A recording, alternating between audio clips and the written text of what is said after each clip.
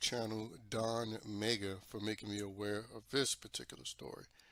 And this involves Fleece Johnson, also known as the Booty Warrior. And apparently, this dude has been left out. I mean, I should say, he's been let out of prison. You know, this character who has been in prison for most of his life. I was curious to see how old he was. He was born in 1957, so he's actually a boomer. But I think I've like heard about the guy when I used to watch Lockdown. MSNBC used to do a series called Lockdown, and I think he was like featured in one of those. But he got his fame from the Boondocks animation show, and of course, as Negroes do, they turned this criminal and sexual predator into a comedic figure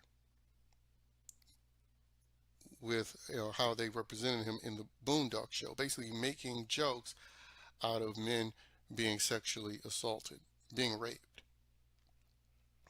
And now that he's out, apparently he has his YouTube channel, or someone created a YouTube channel for him and features him in this YouTube where a lot of people come and watch his videos and comment on his videos. And in fact, if people actually criticize the guy, you have people more than likely of the community that defend him. Some defend him with jokes, quoting what his portrayal in animation was saying in the Boondock Show, saying, one person said they had a choice, and then another person saying the easy way or the hard way, which is quotes from what he said during that lockdown interview, and it was featured comedically in the Boondocks Show. And then you have another person who said, "Be careful, he's free. He might want your booty, Jimmy." Because Jimmy left a comment that said this man took many people's lives and souls. Many young men will never be the same because of this guy. And that's where all of those replies, defending him and making jokes about the situation came. And there's a lot of comments like that.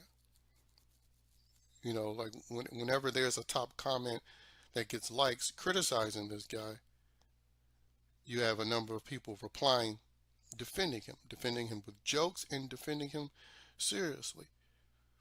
And again, this is just yet another example out of many examples that shows you how normalized this behavior is within the so-called black community, where people come out in droves to defend criminals or to make heroes out of criminals. I mean, we see this within rap and the hip hop genre, where everybody is trying to portray themselves as some type of thug or having thug ties or willing to be a gangster. I'm not a killer, but don't push me. That sort of thing has been going on in rap since the late 80s, where the whole gangster nonsense took over. And again, you can blame other people or other so-called communities, but the fact of the matter is it took other so-called black people to participate in this and support it. And so, you know, obviously you can point to other examples where gangsters, in those like old mob gangster movies and mobster movies in general, and serial killers, other criminals being celebrated by other demographics within America. But no demographic in America takes it seriously, like truly not just look up to, but want to imitate criminals and actually defend them seriously the way black people do. Because again, you'll have other races like white people, so-called white people, who will show disdain for certain white criminals, especially if they view them as like a redneck, trailer park. They'll hate those type of white folks who are criminals, or elitist white criminals, like the white collar ones. And plus you don't have this mindset of actually wanting to imitate those types. In fact, the white folks who do that, they're usually wiggers, wannabe niggas. White folks who do that sort of nonsense. But again, I mean, there's no denying it. Everybody is aware of it. And apparently, I also found out that this dude is married to a woman,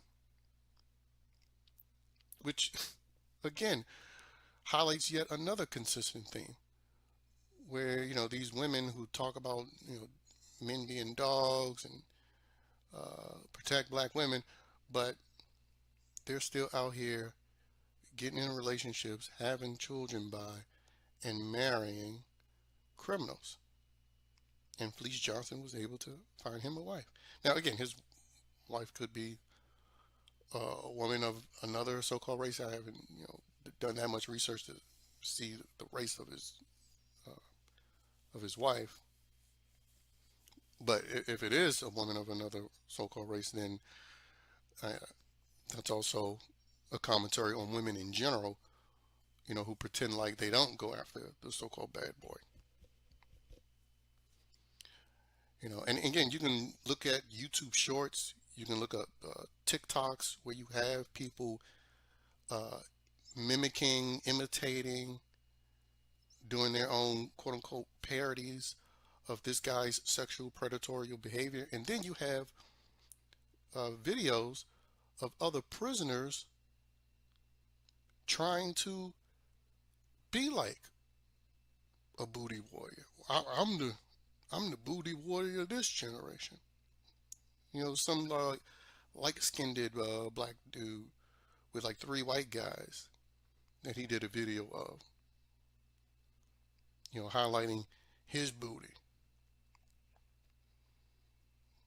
It's sick. But it's also another example of this consistent theme of making light of victims of sexual crimes when they're men. There's another highlight of that as well.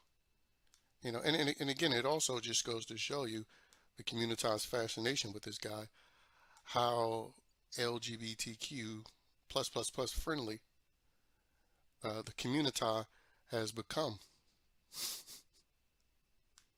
And because there was a point in time where there was at least this idea or this sense that the community was less tolerant of that.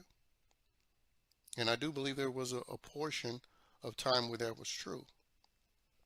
But these 21st century Negroes, completely different. Not so much the case. They're very enthusiastic, let's say, to BLM LGBTQIA plus. But yeah, man. Um, Again, shout out to the Don Mega YouTube channel for making me aware of this story, and the fact that know he's been able to get fame and I believe money from his YouTube channel talking about all his sex crimes, and how he was made into a comedic heroic figure in that Boondock show. Again, it's just a damning, very damning commentary on a so-called black community. But quite frankly, it's just the 1 millionth example showing how Negroes elevate criminals. But don't you dare be a Clarence Thomas or a Larry Elder, because that would get you demonized. How could you be a black conservative? How dare you? Take booty, deal drugs, be a shooter. Something that we can be proud of. I mean, that's the logic of a lot of Negroes. And again, they don't need to say it blatantly like that with their words. They say it with their actions, based on, again, what they are willing to support and defend and even laugh at. So again, I wouldn't be surprised if 50 Cent somebody like that uh, doesn't end up producing a movie or a TV series based on this guy's story, and do it from a POV where they're viewing him as like an anti-hero. Wouldn't be surprised. But anyway, very sick shit, and it's another reason among many other reasons why I do not co-sign any of this black people bullshit, let alone the pro blackity black nonsense. Because with it being represented like this on a consistent basis, no one in their right mind should want to identify as so-called black, let alone pro-black.